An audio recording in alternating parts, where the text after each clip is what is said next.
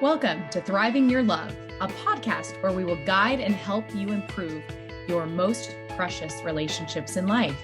This podcast is produced and hosted by certified emotionally focused therapist Claudio Vargas Silva, licensed marriage and family therapist, and Trisha Kim Walsh, also licensed marriage and family therapist. Welcome back, viewers and listeners, to Thriving Your Love.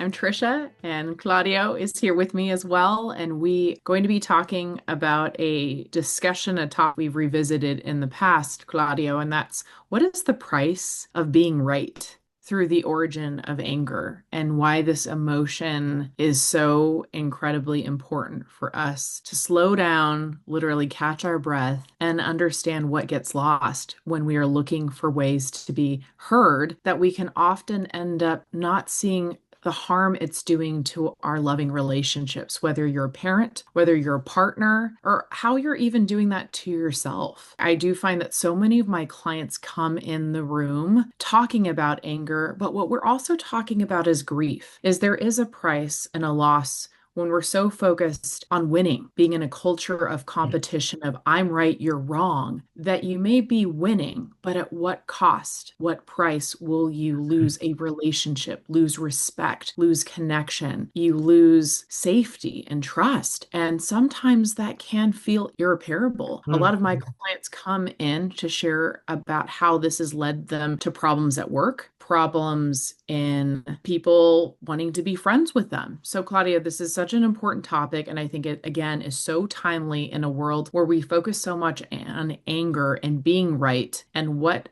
ends up getting lost along the way. Yes, Trisha, the need to be right, we see that has a lot to do with the fact that when we think that we are wrong, then we feel like we are less or we are devalued. So I can see that a lot that has to do with anger is when we feel unworthy, like, and we want to prove to the other person, we want the other person to have respect for us. So, in other words, there is something that the other person did or didn't do or said that we felt disrespected, we felt less. And then it triggers this frustration or this anger because we want so much to feel precious, to feel important to the other person. So we see that a lot about love or feeling loved has to do with us feeling special, important, prioritized, right? When the person does something that we feel like, oh, I am not important to this person doesn't care about me, I don't mean anything to him or to her. So there is that feeling of hurt. Yes. And there is a feeling of anger also that comes from this hurt. And then we want to protest, want to attack, so Right. that we feel like we show the other person that the person needs to respect us, needs to treat us with in a valuable way. We actually don't feel like we are attacking. We feel like it's a defense. But the Yes. thing is that at the eyes of the other person, Trisha, the other person might feel like it's an attack. The person feels attacked. Very rarely the person will think that we are trying to assert our value because we felt unimportant. The other person will very understandably think that we are attacking them, Trisha. Yes. And what really can happen, and we've talked about this in previous episodes, Claudio, is in our minds, we only have so many choices in this reptilian brain of ours to fight, flight, freeze. And for those who understand emotionally focused therapy, where what can happen of the desire to be listened to, one is going to shut down and withdraw and get discouraged and feel criticized and feel and perceive that danger. One of our trainings, Claudio, is an image of a porcupine. Is that, do you feel like you're going to want to hug the porcupine when the needles are up? The answer is no, right? But Mhm. if you can see it, and porcupines don't always have their needles up, they can, I've never actually had much interaction with a porcupine, but if you see that there's a disengagement and there's a willingness to listen and to slow down, and that's why it's so important. Research studies show is when you are in anger, anger, no productivity can really happen because your amygdala is on. That fire alarm is, I'm in danger. So you're not listening. You may very well not even be saying things you normally would say. And this is where I see a high volume of my couples will come to me in distress and say, the things my partner told me when they were angry were unthinkable. They were cruel. And often that partner's like, I'm not that person. Just the other day, I had a client who said is, I don't like who I have become in the fight. I don't like that my partner sees my anger and doesn't see me hurting. And then I had to ask that client is, are they hearing about your hurt? She Mm. acknowledges, no, they're hearing my anger and criticism. And wow, what a light bulb moment that she understood is that her partner's only associating her now with the anger and not with the reasons for why this partner loves her so much. And that's, I don't want to hurt you. I want to understand you. But when you have the porcupine, when you have the defenses up, it makes me hard to know how to be with you because it feels so scary. It feels so overwhelming. Right, Claudio? Yeah, and it's so confusing for both parts, right? Because Right. the person who feels angry, as I said, is feeling devalued for some reason. As we said before, this might have to do only with a perception, and it might be driven by trauma, like that in that person's childhood, the person felt unloved, devalued, unimportant, and then the person has now this tendency to think that their partner doesn't love them, doesn't respect them, and becomes very suspicious and is kind of looking for things that would confirm that it's true. So the person becomes hyper vigilant to any signs that their loved one is disrespecting them, is not loving them. And the thing is that we can see that what the person is looking for is, I want you to love me. Yes. I Yeah. want you to see that I am special to you, Right. right? So, but the thing is that I'm protesting what I think that you don't love me. When I protest, I could be so intense and so threatening to you Yeah. that, first of all, you are going to think that I am the one who doesn't love you. Right. Because it's very hard for you to see that my anger is me protesting for you not loving me or me asking that you love me, right? But it's going to be confusing. The other person will see this protest and will think, well, you hate me, you don't love me, which kind of pushes the other person away, causes the person to feel hurt, causes the person to shut down and not have like those tender feelings that we want to attract from the other person, Trisha.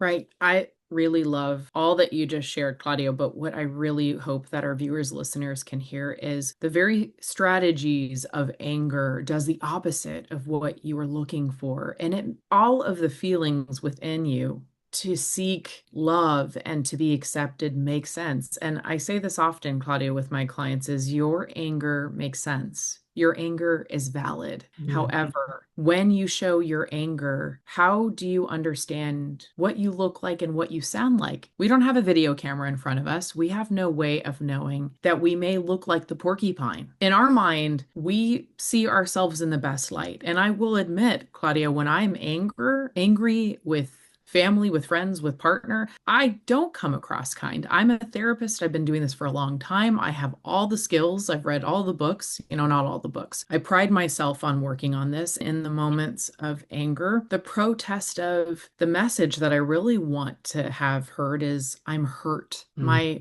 hurt matters. I want to be loved. I want to feel safe. I don't want to be disrespected. I don't want to be abandoned by you. But is that coming across? The answer is no, because that's requiring us to do something very scary, is to show our softer emotions, to show our sadness. Often my couples say is, I'm not going to show that. They don't deserve to hear that. They need, and sometimes they will name as part of the anger is the punishment to protect themselves from getting hurt again. Yes, wow, that's so well said. Like it's the need to punish, the thought that if I don't punish, this person won't respect me, this person will devalue me. But it causes the opposite of what we want. So what we can see is that there's a sense of weakness and powerless in the person who is angry, right? The person thinks, well, I don't have any power, and this is why this other person doesn't respect me. And the only way I can get respect is through force and threatening and trying to be big. But we see that what is said is that the self perception is a perception of weakness, is thinking that I don't exert any influence in this person. Like this person thinks I am really weak and I need to prove myself. So is this need and a compulsion. I have really to win this battle. I have to show my strength so I get respect. For example, a mom that sometimes she feels like disrespected by her daughter. She feels unloved by her daughter, and then she feels that pain, that hurt, and she wants to protest to her daughter so that her daughter will have that respect and will obey her. But then she becomes so aggressive and so like threatening that then her daughter wants to have distance from her. And then when her daughter goes away and have distance from her, then she feels even now more unloved and unimportant, unworthy, like I mean nothing to my daughter, you know. So it becomes like a cycle. And what we see is that strong need to get respect, to be valued, to be loved. And the person doesn't see that I don't need to prove anything to this person that I love. I don't need to prove anything to my daughter. And sometimes, you know, the best thing about that battle is to lose it. And this is something, Trisha, that took me a while to learn in my personal experience because I needed to be right. I wanted to win every battle with my daughters. And you know, what I saw is that by learning to lose battles, I could see that I could get them much closer to me because then they don't see me as a threat, they don't see me as a source of danger, you know, and it's I was saying before, it's hard for us to have love feelings, tender feelings, soft feelings for someone who is hurting us. So the person is asking for respect and to be valued, but what the other person is getting is fear, right? And a sense of terror, like, oh, you can hurt me, I'd better go away from you. So we can see that sometimes we need to lose to win. Right. Yes. So much of what you said, Claudio, is I'm sure we could spend more episodes talking about this because what you're naming is invaluable. And really, the message that I'm hearing from you on a personal and professional note is what do you actually gain with the willingness to lose not necessarily the anger, but your willingness to do something very different. And that we speak about this in emotionally focused therapy as therapists quite frequently is what would it be like for your family, your daughters, a partner to see your heart, you know, and often our anger reflects more anger, right? As we don't see that terror. We don't see how frightening we can be that understandably when that child, when that partner is seeing that, what logically they're going to do is they're going to protect too. So it really is important. And this is a technique we use and as a therapist is softening and slowing down can really lower the heart rate, lower the blood pressure, can get our frontal lobe back on, is to say, I don't want you to see my anger. I want you to hear my hurt. And it's okay to still have anger and still be sad or still grieve or say, I don't want to lose you. I'm scared. How do we get to that, right, Claudio? Because most of us culturally are not coming from family of origins where we could have these conversations. Growing up as a child, I saw my dad angry most of my life. I I didn't see Mm. him role modeling this. So this wasn't until I went into my own therapy. And I would say, because my mom is a social worker, she would do a great job of showing me her softer emotions, but not everyone has that formula. So obviously a plug-in for our podcast, a plug-in for therapy is to say these are skills to practice. No, by no means are we saying that this is easy to do? But what do you lose is the people you love lose out on knowing your pain, protecting so deeply that you only show your anger. Yeah, and as we said before, that anger has a lot to do with trauma. And with trauma, there are things that happened to us in our past and that we felt hurt by people we loved. And then in our present relationships, that might stand in the way of our relationship with someone we love. Like, for example, the mother that I referred about, so she didn't have parents. She was raised by aunts, so what happened is that she really didn't feel much loved and special when she was growing up. So she has that hurt now, and it's so easy for her to, when her daughter does something that is normal for her age, and then she thinks that, oh, my daughter doesn't love me, she doesn't respect me. So I think that we need to have a lot of compassion towards our anger because it shows our trauma.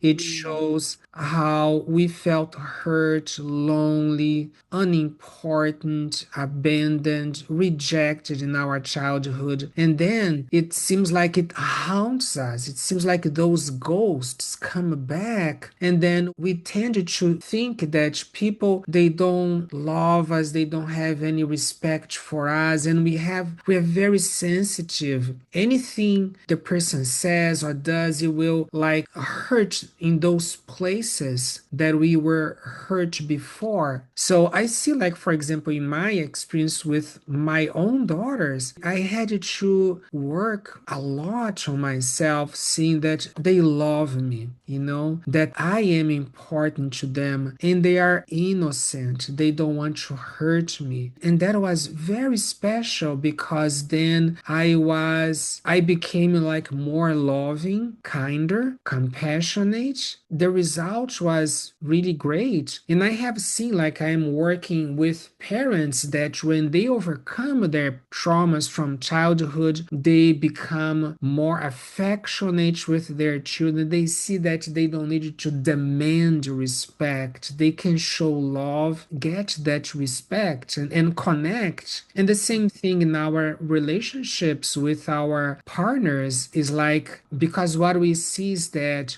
when we believe that someone loves us, we are actually believing that we deserve to be loved. And how wonderful it is, because it really helps our self esteem when we can see that we deserve to be loved. When we believe it, then we can see love in places that we didn't see before. And that's what we want for our listeners, right, Trisha? Yeah, beautiful, Claudio. I can't add more to that. I think you captured that so well, is to really look at the layers of how anger makes so much sense. And a good place to start is anger comes from an origin of trauma, and that matters. And that's why it's so invaluable for all of us to be seeking our own individual therapy so we can have a safe space to be in a place of exploration, a place that's non-judgmental, to say is, of course, your anger is valid when you've had to protect yourself under circumstances that you felt powerless in, that you never want that to ever happen again. We get that. That makes sense. And the people you love will really want to hear that over the anger because they do love you. Anytime a loved one is willing to get into to do therapy, it is a courageous act of vulnerability, is to say, I want to do better than what we're doing now. We all can afford to do that. I've been in years and years of my therapy personally, Claudio, and I'm so grateful of how life-changing it has been because I've had a legacy of anger that's been passed down to me from generations of the past. There's a lot of reasons to be angry in the world. Again, anger is an experience that all human beings go through. How powerful it is for us to say the good news is you can do something different, and that what you're you're really gaining is love, not losing the right of winning. Yeah, thank you for listening to our podcast. Yes, thank you for joining us. We look forward to having you soon again. Thank you so much for tuning in with us today. We hope you'll join us soon again for our next episode of Thriving Your Love.